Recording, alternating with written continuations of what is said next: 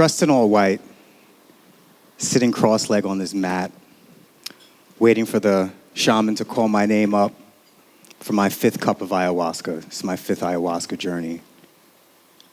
I'm waiting. No nervousness. I did this 4 times already. I know what to expect. He calls me up, pop up off my mat with this arrogance, with this lack of humility, with this overly confident asshole kind of vibe that only a native New Yorker who has a penthouse in Manhattan, fancy clothes, all the trappings of a posh life that you could have. I approach the shaman and his facilitators. He hands me the cup with 2 hands with all this reverence. And I look down at him. I don't even sit. I kind of bend down a little bit. I take the cup with 1 hand and look at him in his eyes, and he's like, take a second, brother. Bond with the cup. Set your intentions. Breathe. I look at him in his eyes, and I'm like, cool. Here we go. There you go, champ. Make my way back to my mat. Sit down. 10 minutes goes by. I feel the medicine snaking through my system. You guys know. You guys know what that feels like, right? I feel the beads of sweat. I'm like, all right, heating up a little bit. It's about to hit me. That fucking medicine hit me like Thor's hammer. Bonsai! I lay on the mat. It takes me right back to the 18-year-old me, standing in a courtroom, looking at a judge. What? What'd you say? Guilty. Wrongly imprisoned at 18 years old, sentenced to 8 years in New York State prison. I turn around, look at my father, see the utter look of powerlessness on his face that he can't save his boy. I see my mother, and I can just feel her heart just contract. I look at myself, the 18-year-old, and I see him just fall to pieces. Another wave of the medicine hits me. It takes me to the 9-year-old me. Seeing my first murder, and my father standing over the guy as I watched the life go out of his eyes. He said, you see, son? That's a crackhead. Don't do drugs. Come on, let's get a hot dog. Bang! Another wave of the medicine hits me. Takes me to the 21-year-old me. On my 87th day, straight in solitary confinement, standing at my gate, waiting for the officer to give me my lunch. And he looks at me in his eyes, at my eyes. He spits in my food. Says, looks like it could use a little seasoning.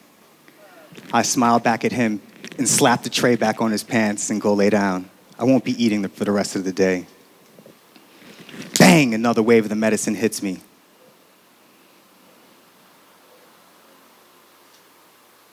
Takes me to the 27-year-old version of myself, standing over my father's lifeless body. He just died a few hours ago, and I wouldn't let the coroner come see. I wanted to see how he died. And as I looked down at him, I didn't even know what to feel. I couldn't even cry. I just looked at him. Then 2 days later, me walking my sister down the aisle to give her away in her own wedding. As I laid down on that mat, well, actually, I couldn't be laying down because I was purging. Everything was coming up. Everything. When there was no more liquid in my body, it was just that deep, dark, black, dry heaving. I was making sounds that I did not think that I was capable of making. Getting it all into this bucket, shaking and crying and screaming. I lost my shit. That ceremony lasted till about 4 p.m. the next day, just in agony. And throughout that whole experience of me seeing all of these formative events, I just asked why. Not why me, because self-pity is a luxury that I can no longer afford. I was asking why? Why are you showing me this? The medicine told me I'm just showing you this to show you who you became. Fast forward, I'm back in New York in my apartment, living my life. You see, when I went to Peru, I weighed 185 pounds. I was jacked, all right? I left that retreat 10 days later, weighing 165 pounds. And I realized that I lost 15 pounds of fury, not anger. Anger's too simple. Fury, cold fury that I was ready to unleash at the drop of a dime. If you looked at me wrong, ooh. And I sat in that apartment with my expensive rugs, custom-made mirrors, sharp lights, all of that. I was like, no, you did all right for yourself, though. Fuck them. You're here now. None of that shit matters. Yeah, none of it matters. Until I was smoking a spliff at 11 a.m. on a Wednesday. I'll never forget it. My penthouse overlooked the Empire State Building. So I was looking at the Empire State Building, looked back into these big, beautiful windows, saw my rugs, my tables, my chairs, my lights. I was like, no, you did your damn thing. You're all right. You're good, man. So I said to myself, well, what would the 23-year-old prison version of Melvin think of who I've become? So I went to him, and I was like, what do you think? He's like, oh, you're doing your thing, man. Look at you. You're on top of the world. You have everything that we wanted. Because when I was in prison, guys had pictures of women in bikinis and all of these things. Not me. I had rugs. I had flatware. I remember one of my guys walked by my cell and he's like, yo, what are you, gay? And I was like, what do you mean? And he's like, what's with all this shit on your wall? I was like, no, this is all the stuff that I'm gonna have. The 23-year-old version of me was very satisfied. So then I went back. So, well, let me ask the 13-year-old version of me. And I looked at the boy who I was. And I said, hey, look, this is me. Got cool dreads, got a little beard, got some muscles, I got cool shit. And the little boy looked at me. And he said, but who are you? And I was like, I'm you. Look, we have the same scars. We look exactly the same. He said, you're not me. You're my betrayer. What happened to our dreams? What happened to being like Indiana Jones? What happened to adventures? What happened to all of that stuff? Look at this. And I looked in my apartment, and it took me all the way back to my 5th ceremony when I was purging up all of that armor that I had on, all of this bravado, all of this kind of insecurity, lack of confidence, lack of self-worth. Because to that version of myself, that's what the world taught me I was. And I needed to have these things in order to become somebody of repute. In that instance of me standing on my balcony, looking in my apartment, I shook my head and I was like, yeah, you did good.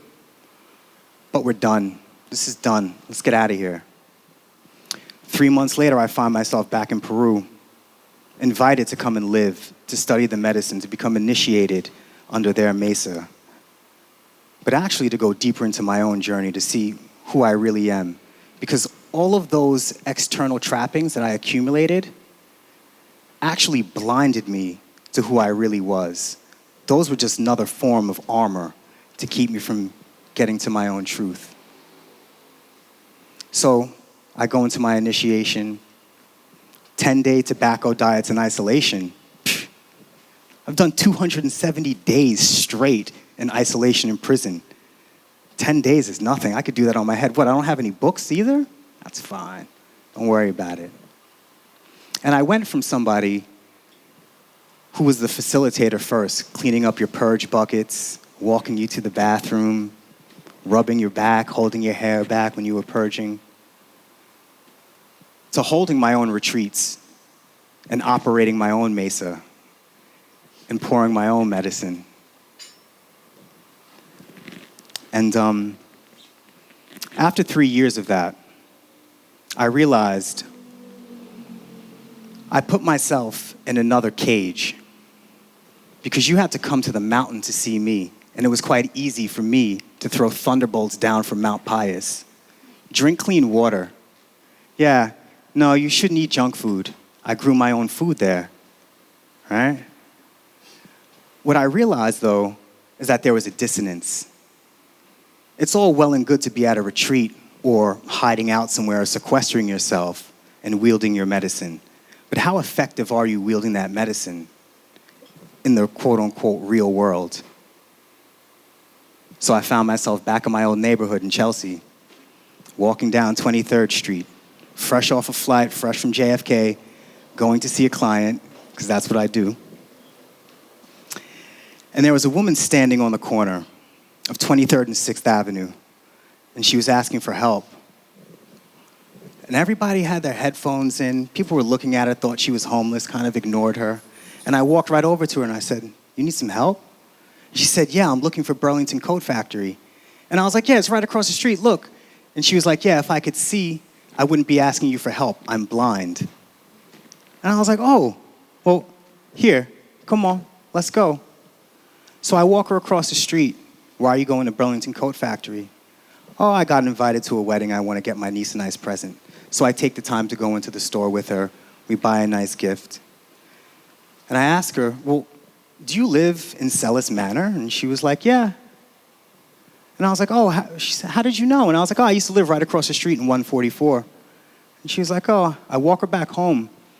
We get in front of her apartment building and she said, "Can I touch your face? Can I see what you look like?" Sure. I lean down. She touches me. She feels my hair.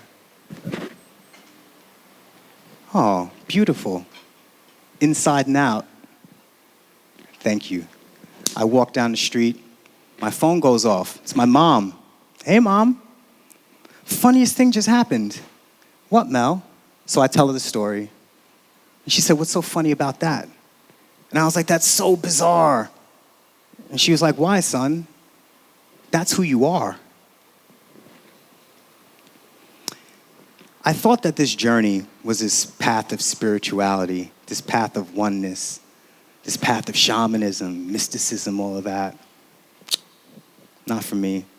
This is just a path to remind me to remember who I really am. I've been called a lot of things in my life: a shaman, a healer, a good therapist, Hartzog, 98A, 3345, an asshole, nigger, piece of shit, a servant, useful. But what do I call myself? I'm just Melvin, the widow's son. Thank you.